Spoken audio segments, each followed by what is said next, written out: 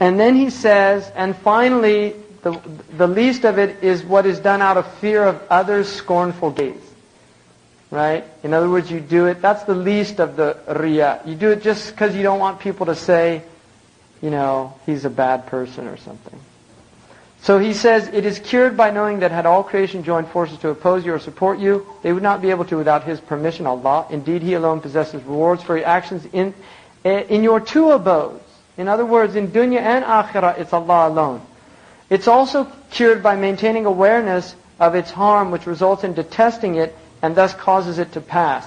That is its intellectual treatment. Its practical treatment is accomplished through veiling one's actions from the eyes of others and by reciting Surah Al-Ikhlas often and say that istighfar. So this is a really important treatment here for everybody, because this disease is a serious disease and we all want to be free of it.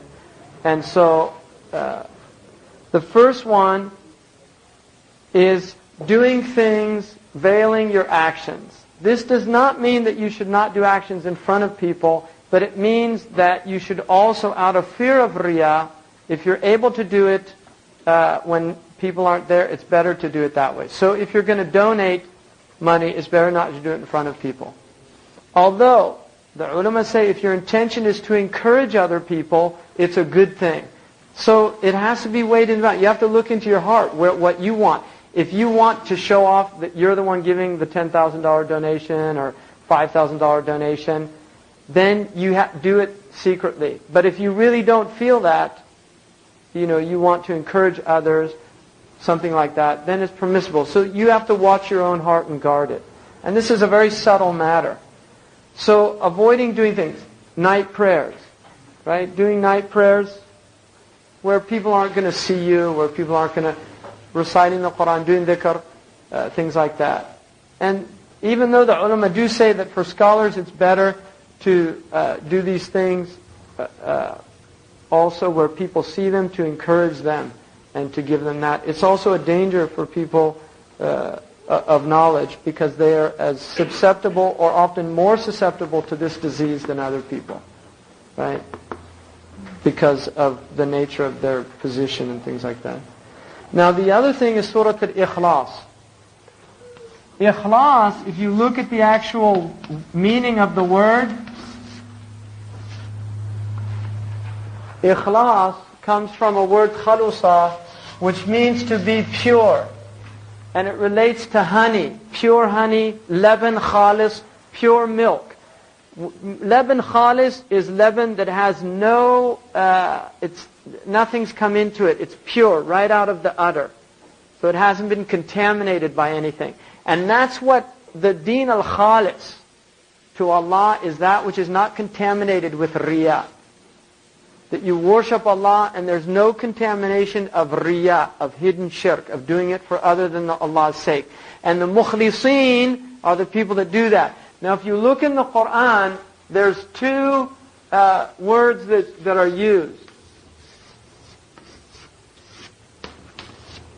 Mukhlas and mukhlis. You can find them both in the Quran. The mukhlis is the active participle, and the mukhlas is the passive, which indicates there has to be a tawfiq from Allah. It's not enough for you to be sincere from yourself. There has to be a tawfiq from Allah subhanahu wa ta'ala as well. And that's the secret of success, is that Allah gives this tawfiq. And that's why Abu Hassan al-Shadri said, Allahumma اجعل سيئاتي سيئات المحبوب لديك ولا تجعل حسناتي حسنات المبغوض لديك. Make my bad actions the bad actions of those you love, and don't make my good actions the good actions of those you hate. Right? In other words, you have to have tawfiq from Allah. And Allah promises tawfiq if you do certain things. So it goes together. And this is why if you're a mukhlis but you're a mubtadi', you're not mukhlas. If you're sincere in your actions, like a Christian can be absolutely sincere. They can have ikhlas. Don't think they can't. You can have a sincere Christian. Really. You can have a sincere Buddhist. You can have a sincere Jew. You can have a sincere person in any tradition. But he's not mukhlas. Why? Because his action is not in accordance with what Allah wants. Did you understand the difference? So the mukhlis, who's also mukhlas, is when his action is sincere solely for the sake of Allah, and with that, he's doing what Allah loves him to be doing, not what Allah hates him to be doing. Alright? So that's really important to recognize that difference. So Allah has commanded us to do things and given us a sharia. We have to follow and be in accordance with the sharia. If we're not, we don't get tawfiq. There's no tawfiq. It doesn't matter how sincere you are. Right? And I know Christians have a hard time with this. Right? Because the Christian focus is to say, the law is not really important. The important thing is the spirit of the law. No, we say both are important. One, and that's where you get the tawfiq. The tawfiq is following the law and the spirit of the law. Because you can be following the law. You're doing exactly what Allah tells you to do, but it's not for the sake of Allah. So there's riya, ghair muwaffaq. So you're not sincere, you're not mukhlis, even though the action is in accordance with what Allah has commanded you to do. So outwardly you're praying, like Allah told you 5 times a day. You're paying your zakat, like Allah told you. You go on your hajj. You do all those things, outwardly, everything looks good. But you're doing it for other than Allah. No tawfiq. And on the other hand, you can have inside, you're doing it sincerely and for God, right? I'm doing it for God. Charity. You do it hidden. A Christian knows about it. They have these things too. They know about this, not being sincere and things like that. It's in their tradition. So there's a Christian, he's doing it, but he's not doing it in accordance with what Allah says. So you have to be with the spirit of the law, but also the letter of the law. So our deen is the middle way.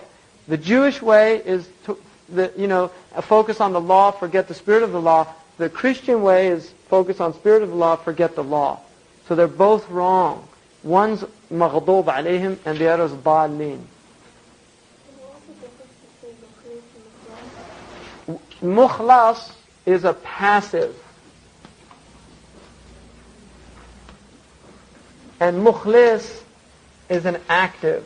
In other words, in the mukhlas, it's Allah who's making you that way. And the mukhlis, it's coming from you.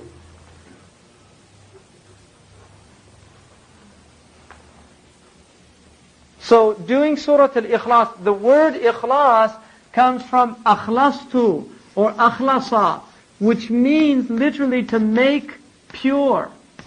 So the surah is the surah that makes you pure. The surah literally is the surah that makes you pure. Ikhlas will purify you, the surah itself. And that's why, and I put in the note there, that Murabt al-Hajj, Hafidhullah, most people that come to him with diseases of the heart, he tells them ikhlas, to do a lot of ikhlas. Surah al-Ikhlas. Including waswasa, like obsessive compulsive thought. So don't underestimate this. He's giving you a real cure here. Ikhlas is an important surah. You should say it minimum 3 times in the morning, 3 times in the evening. That's the least amount that you should say it every day. Morning 3 times, evening 3 times. It equals 1/3 of the Quran. Right? So it's a great surah. I mean, they're all great, but it has a special maqam. What's that? Yeah. He says, بِعِلْمِ أَنَّ الْخَلْقَ لَوْ تَضَافَرَ عَلَيْكَ أَوْ لَكَ أَخِي مَا قَدَرَ إِلَّا بِإِذْنِهِ وَعِنْدَهُ أُجُورٌ دَارَيْكَ وَهُوَ الْقَادِرُ الْبَرُّ الشَّكُورُ بِشُعُورِهِ ضُرُّهُ فَيُكْسِبَ ذَلِكَ بُغْضَهُ وَذَا أَنْ يَذْهَبَ دَوَاؤُهُ الْعِلْمِي وَسَتْرُ الْعَمَلِ عن أعين الناس الدواء العملي وسورة الإخلاص في الإكثار منها ومن سيد الاستغفار. So that's the second practice to get rid of this, is to do Sayyid al-Istighfar. And Sayyid al-Istighfar is there at the bottom. It comes from a hadith that's related on the authority of Burayda radiallahu anhu. It's in Imam Ahmad, Abu Dawud, Ibn Majah, Ibn Hibban, and Al-Hakim. So obviously it's an important hadith. It's mentioned in a lot of them. And if you do this a lot, it will also purify you from riya. And the hadith, the Prophet said, whoever, if he rises, if he says this and in the evening, then if he dies in that day or in that evening, he'll enter Jannah. So that's a big dua. You should do it every day, 3 times a day in the morning, 3 times a day in the evening. But preferably, I would do it also after the prayers. When you finish your prayers, it's a good dua to do, any of these times, even in sajda. And it goes, Allahumma anta rabbi, Allahumma anta rabbi. Oh Allah, you are my Lord. If you want me to write the phonetic, do some people want the phonetics? Alright. Allahumma anta rabbi la ilaha illa anta kharaqtani. وأنا عبدك وأنا على عهدك ووعدك ما استطعت أعوذ بك من شر ما صنعت أبوء لك بنعمتك علي وأبوء بذنبي فاغفر لي فإنه لا يغفر الذنوب إلا أنت. خلاص. This is really a cure. I guarantee you. Try it on yourself. He's not making this stuff up. This is a science. Do what he's telling you to do, and you'll get it. Say in every day, say that dua. Every evening, say that dua. Do Surah Al-Ikhlas. Right? Really do it with the intention of Ikhlas. Ya Allah, akhlasni liwajhika al-kareem. Do it. Say it to Allah alone in the night. Get up. Ya Allah. Allah can do that. And if you do it with sincerity, He'll do it. But, if it's all just like, oh, okay, and what's next? What's the next disease? Right? I mean, this is serious stuff. This is our lives, this is serious stuff. This is our life. I take this stuff really seriously because it scares me. I read this stuff. I read Imam al-Ghazali's signs of insincere preachers and sincere preachers, and I'll tell you, I saw more stuff on the insincere side. And it really frightened me. You read this stuff, this is the danger of this science. You start reading it, and you start seeing yourself in it, and it's unnerving because we're going to be taken into account for all this. Right? This is what life is about. And either we get the point or we don't. But the point is, we've been given a huda. This is guidance. And we're being told. Now another thing, which is a really important dua to do. Right?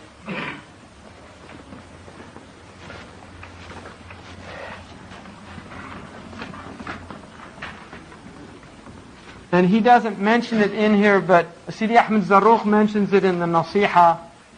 And it's a great dua. It's from our Prophet ﷺ, so it has to be great. But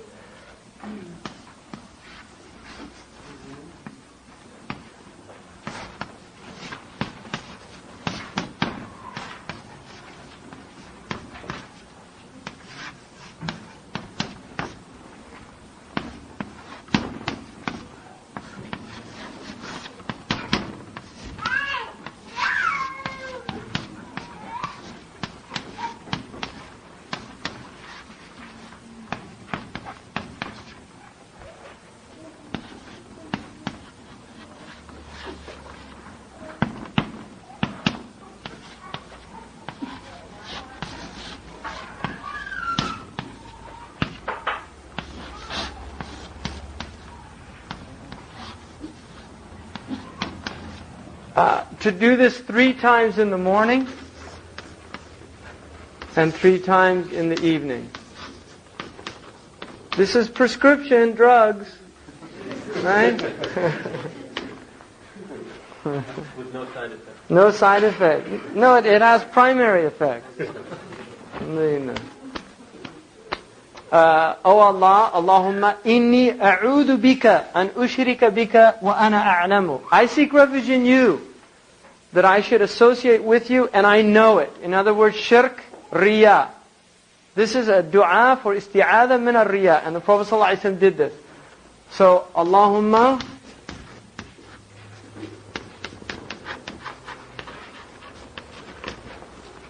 inni a'udhu bika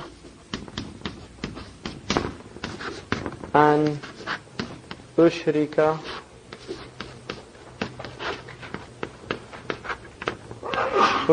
bika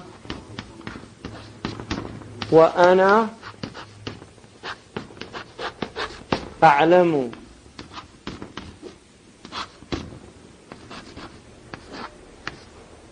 وأستغفرك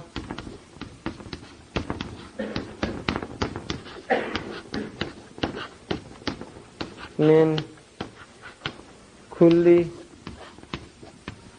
And there's a riwayah مما لا أعلم. The one Sidi Ahmed Zarruq gives us من كل ما وأستغفرك من كل ما لا أعلم. So this says, "Oh Allah, I seek refuge in you that I should make shirk with you. Ushrika bika wa ana a'lamu." And I know about it, which is riya. That is riya. Wa astaghfiruka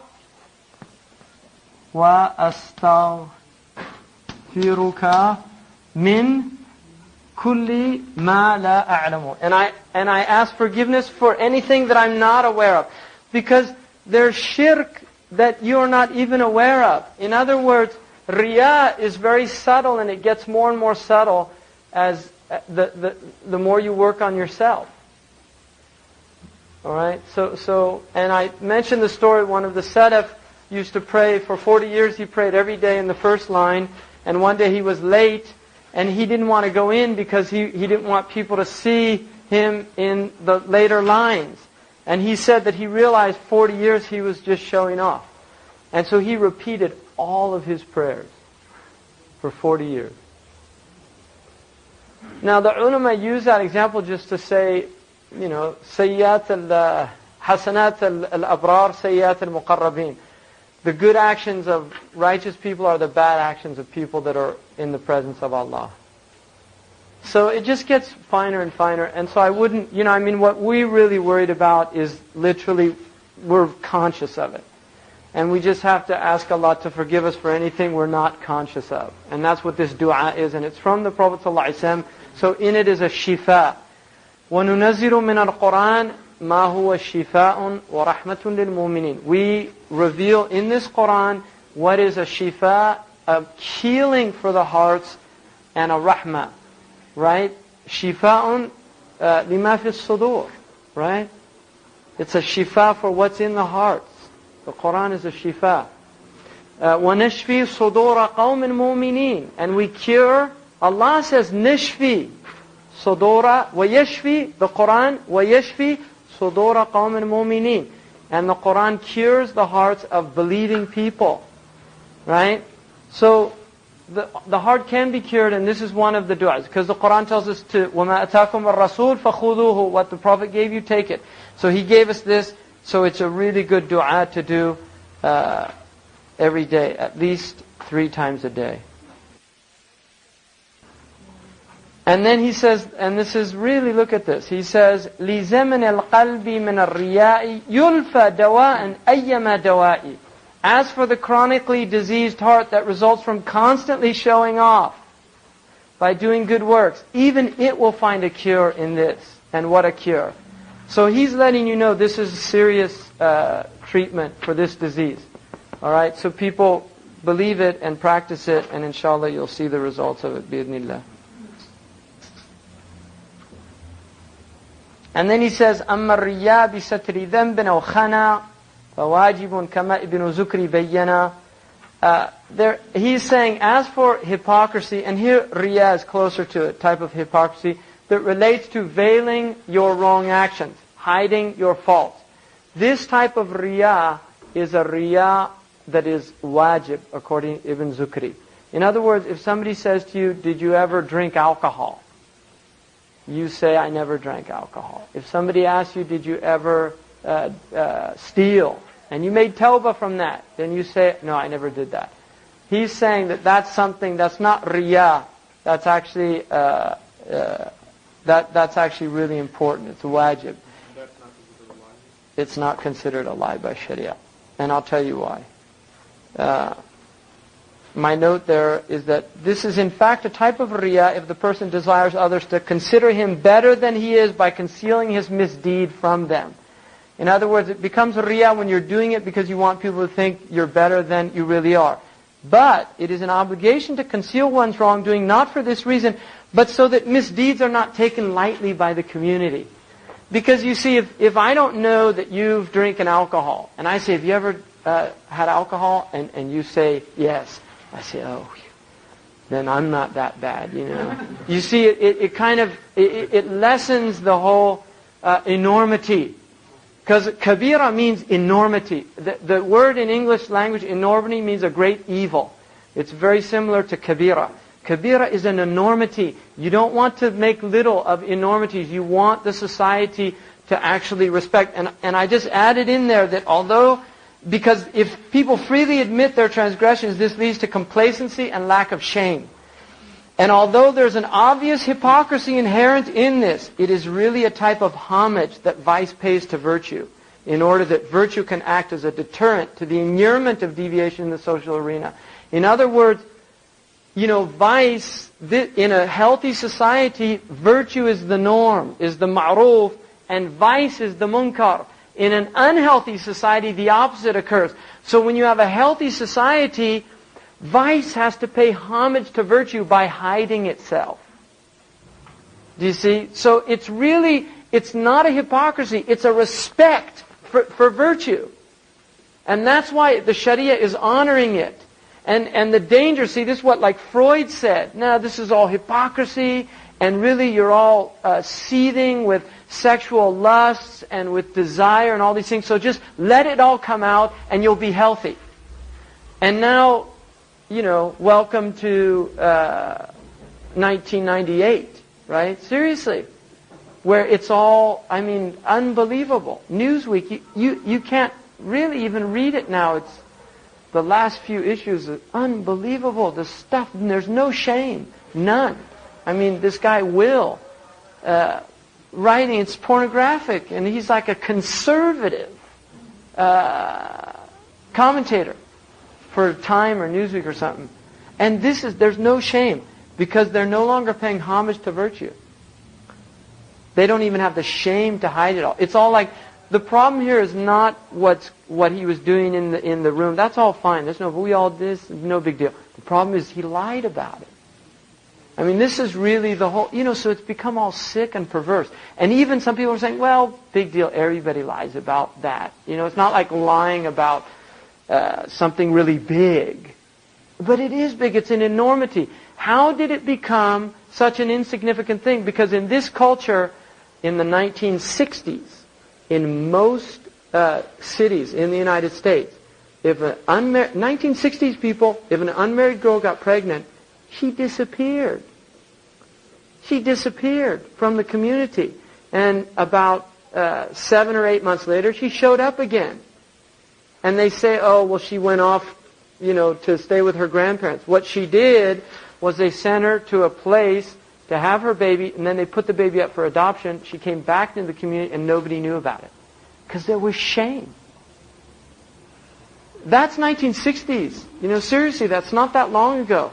In 1968, a woman was kicked out of Radcliffe for living with a man in the same apartment. 1968, Radcliffe was, at that time, still considered a reasonably radical place. And they kicked a girl out for living. Now there's co-ed dorms. I mean, who cares? So how did it get from, it got from that by having, big deal, who cares? Belittling it. So Islam says, no, it's better to have that hypocrisy, because what it is really, it's honoring virtue. That's the important thing. It's not that there's that hypocrisy. That's seen as less harmful than what happens when it's all let it all hang out type attitude. You know, big deal. That is what's dangerous, not the hypocrisy. And this again is the idea in Sharia of lesser of the two evils. They're both evil. You can see that. Obviously nobody wants to be a hypocrite or tell lies or say, no, I never did something and you did it. But the point is, the Sharia is saying there's a greater evil in saying that you did it. Because it's going to lessen the impact of the action when other people start saying, oh, he's doing that too, or oh, he did it. Oh, well, maybe it's not, you know, that bad. So instead of having that attitude, no, of course not, I would never do that. Because there's a shock. Seriously, this is really serious stuff.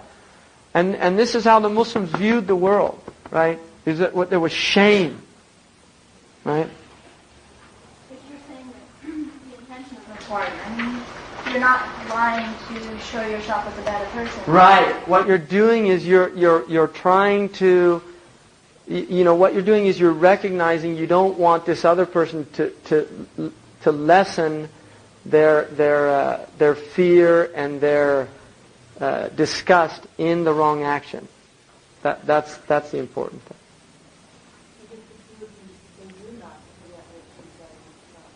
Well, see, even Imam Junaid, and I really think this is a healthy opinion. Imam Junaid said, if you do a wrong action and you make tawbah, forget it. Don't dwell on it. Have a fear of returning to it, but don't dwell on it.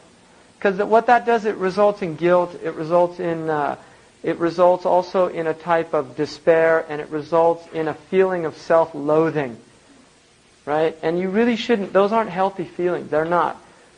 If you make tawbah, astaghfirullah, and make a sincere tawbah, don't return to it, and then just forget about it, like it never happened, right? And that is a. What happens if it's one of the big ones, like river or something like that, and you can't get out of it, and therefore you're in a state of disbelief?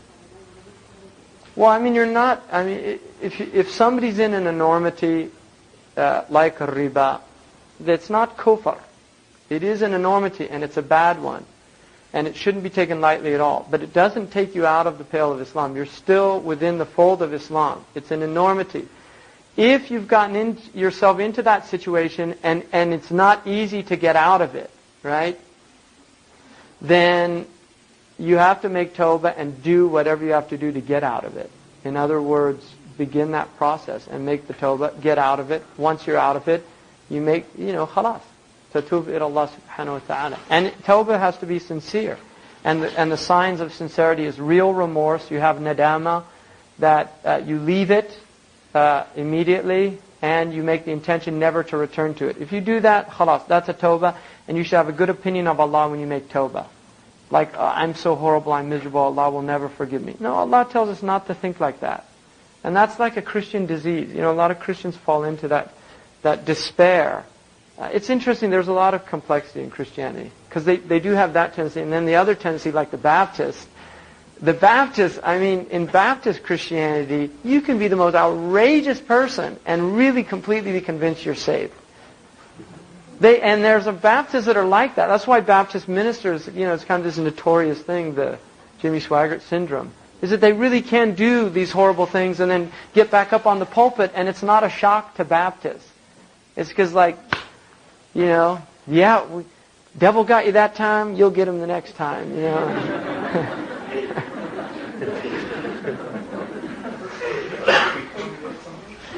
used to make tawbah for what you did before? No. Al-Islam yajubu ma qablahu. Islam is tawbah. Islam is the tawbah of a non-Muslim from his kufr. And that, by consensus, is accepted. When you make tawbah as a non-Muslim by entering Islam, by the ijma' of the ummah, all of your wrong actions are forgiven. Nothing remains. It's like the day you were born. By consensus. Whereas the tawbah of a Muslim, khilaf.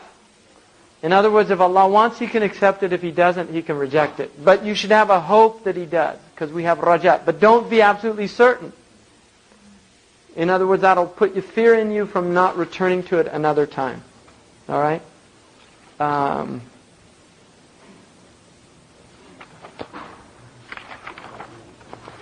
Yeah, I think inshallah, we can stop there.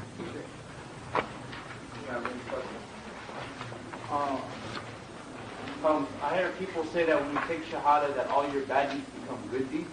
Is that correct? No, but all your good deeds come with you into Islam. Your bad deeds are wiped out. Yeah, but the good deeds come with you.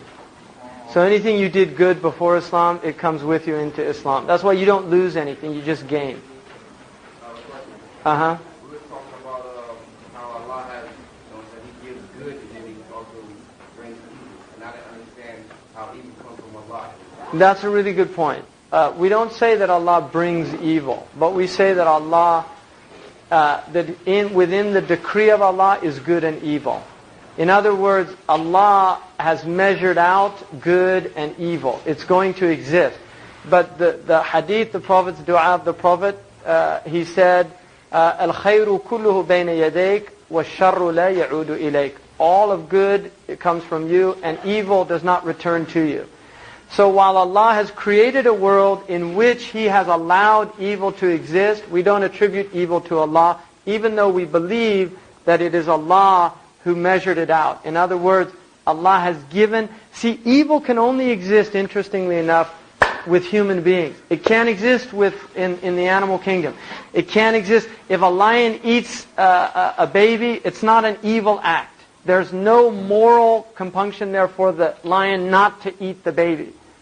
Right? You cannot say the lion is an evil lion. You can't say the cobra is an evil cobra if it bit... Because it's just a snake, it's just doing what it's created to do, right? But if a human being takes a gun and goes out and robs somebody of his hard-earned money and then shoots him, robbing is an evil, and then shooting him on top of that for no reason is another heinous evil.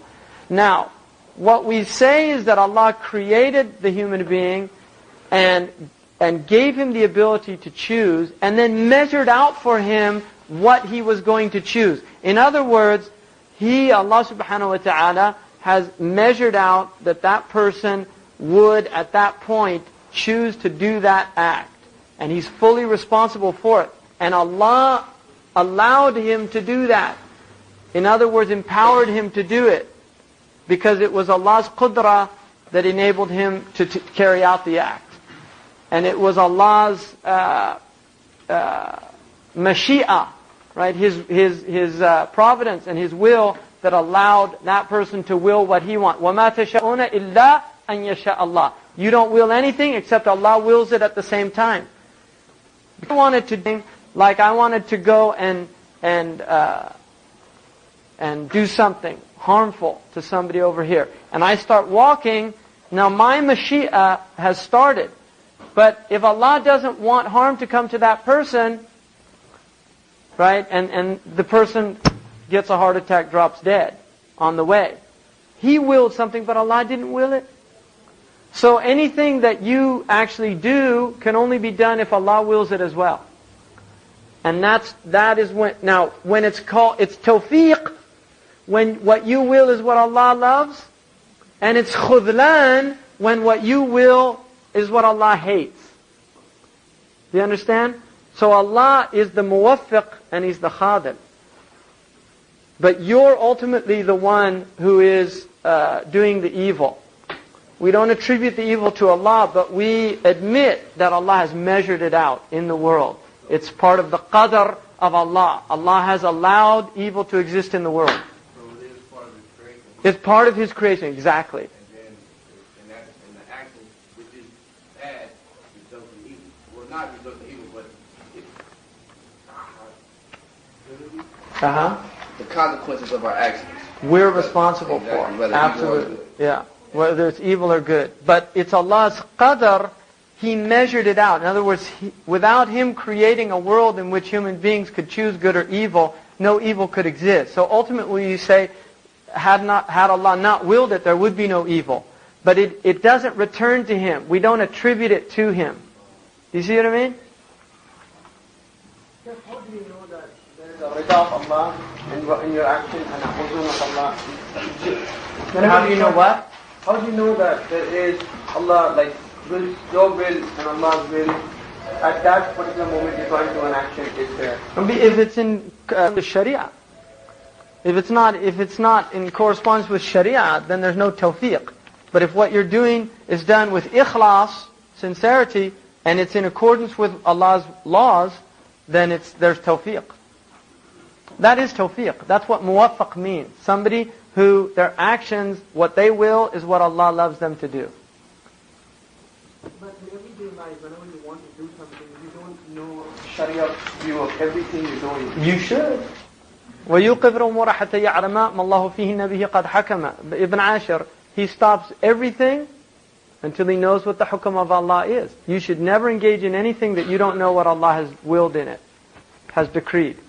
It's haram to do anything that you don't know the hukum of Allah. And thank goodness, the vast majority of things are permissible. And there's only a small group of things that are haram, and you have to learn them. It's pretty simple. Wallahi, Allah didn't make the deen hard. I'm serious. The deen is not difficult. لا يكلف الله نفسا إلا وسعها. The problem is, human beings they don't want to do these things. Taqwa is very simple. Taqwa is 4 things. Taqwa is doing what Allah commanded you inwardly and outwardly. Inwardly with ikhlas, outwardly in accordance with His laws. Right? That's the first 2 parts. The second 2 parts is not doing what He told you not to do inwardly and outwardly. Leaving it not out of fear that somebody's going to see you going into the bar. Right? Out of fear of Allah. Right? That's inwardly with ikhlas. And outwardly, not doing it, whether you're alone or whatever. And that's all taqwa is. And if you have taqwa, Allah promises you every good in this world. He promises you makhraj. He promises that He'll rectify your children. He promises you He'll forgive your wrong actions. He promises you that He'll open up the gates of the heavens and rain and give you good agriculture. He promises you that you'll have a good life, hayat tayyibah. He promises you all these dunya things, and then He promises you other worldly things. He promises you that He'll forgive you, that He'll enter you into paradise, that He'll put you in the company of the nabiyyin, the prophets, the siddiqeen, the righteous people, the shuhada, the martyrs, and the salihin. I mean, what a deal. What a bargain. Is there any blame on the person who asks about a Muslim? Yeah, it's not a good thing to do. It's called ihraj. Ihraj, the Arabs, ihraj is when you huh? Yeah, it's like putting somebody in an embarrassing type, and particularly about wrong actions. Not a good thing. It's again, that's muru'ah. And it's also, the Prophet ﷺ said, "Min husni Islam al-mar'i tarkuhu ma la ya'ni." From the good Islam, the beautiful Islam of a person is to leave what doesn't concern him.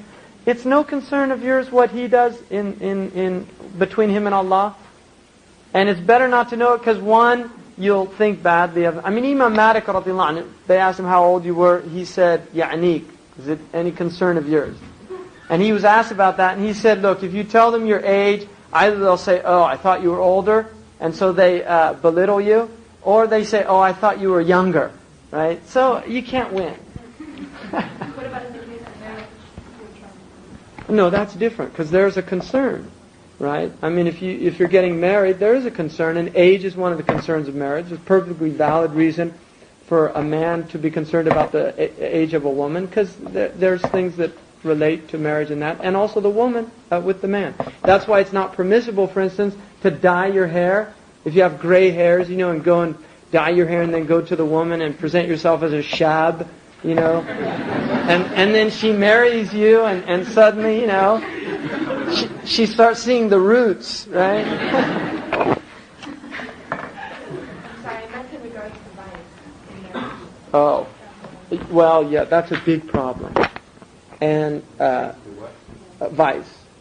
That is a really major problem because obviously in traditional cultures,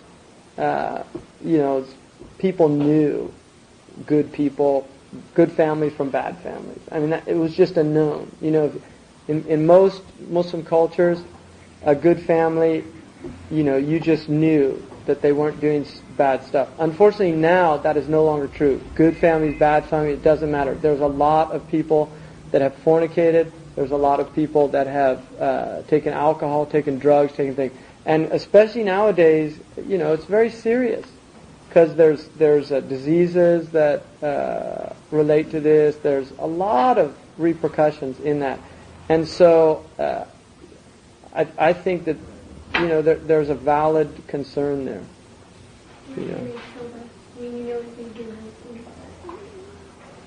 Well, it depends on what it relates to. I mean, I think in terms of zina,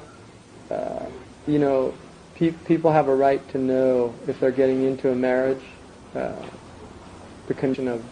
Now, in Sharia, the verse, that a fornicator can only marry a fornicator, right, or the polytheist. That has to do with before Tawbah. In other words, the Baghiya was a woman who would just sell herself in the marketplace, and it was prohibited to marry somebody like that if that was their condition. If they made Tawbah, then there's no prohibition against it. But, that's something that people have the right, I think, in relation to the situation that we're in now. Does that make sense?